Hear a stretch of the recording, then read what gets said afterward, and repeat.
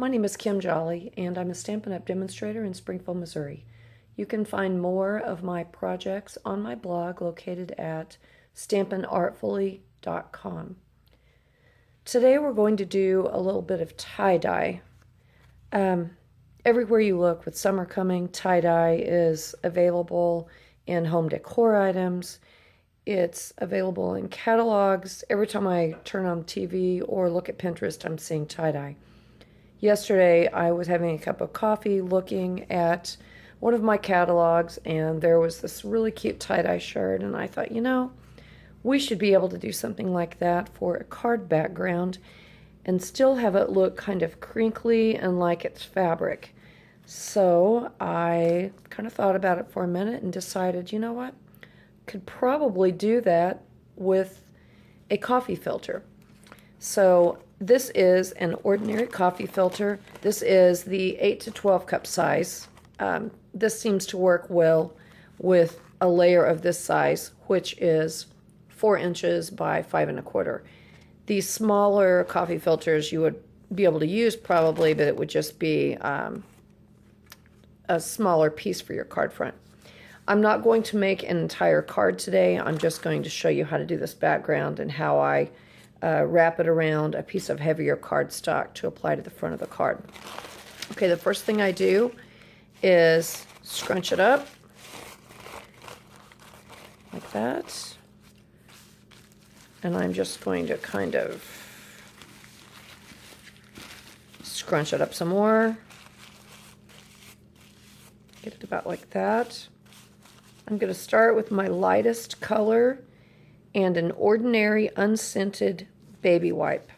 Those of you who have followed my blog know that I use baby wipes quite often for my foolproof watercolor technique, and I found that this works really well for this also. We're going to start with the new Lemon Lime Twist. I normally do my lighter colors first, that way I don't contaminate the light colors by going from dark to light. So we'll start with the Lemon Lime Twist, and this is very simple. Just get some color on there, and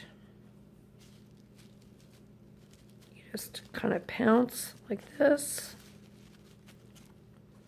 I kind of roll this twisted paper as I go, and it looks like I've got some pretty good coverage there. So I'm going to turn it over. I want some green right there, or lemon lime. Now I have not been drying this in between colors. I just move on to my next color. Sorry about the sniffing, I do have allergies. Okay, so we're going to get a clean baby wipe. I'm going to do Night of Navy, kind of in the center of this.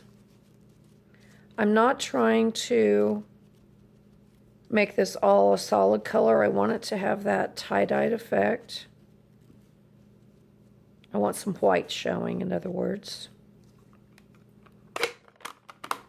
Now I'm going to go to Marina Mist,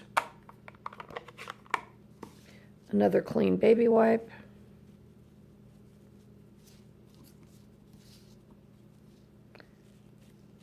Go down here.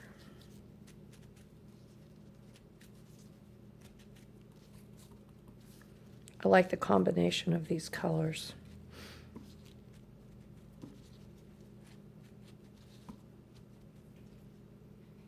I'm going to open it up. Oh, I want a little more navy right there.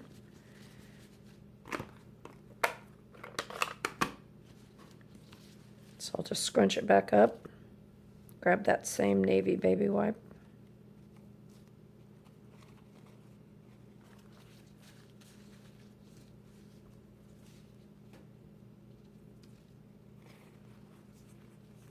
Pretty cool, huh?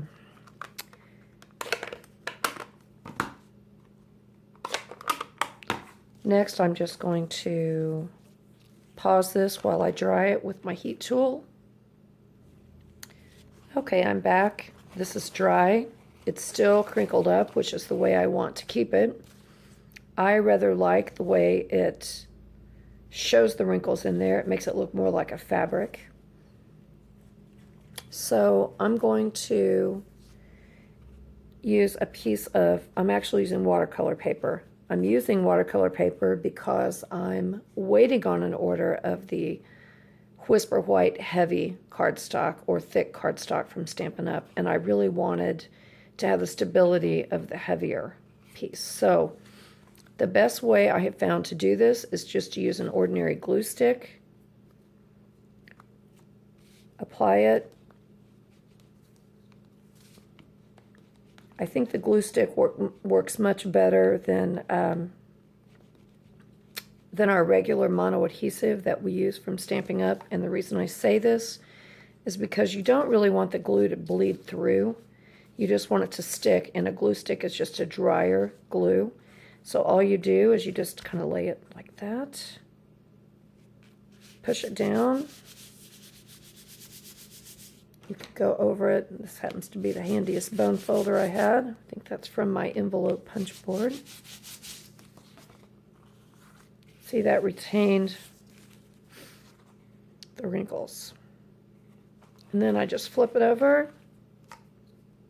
Still, I'll use a little bit of that glue stick.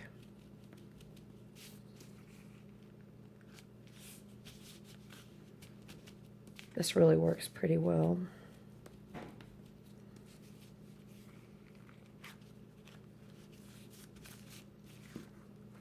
Now when it comes to these ends,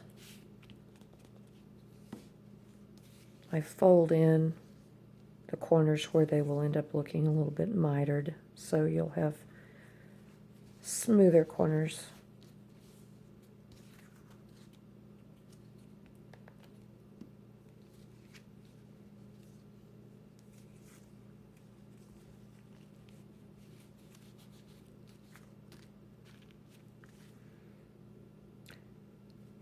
You can put a flower on top of that. You could put a butterfly on top of that.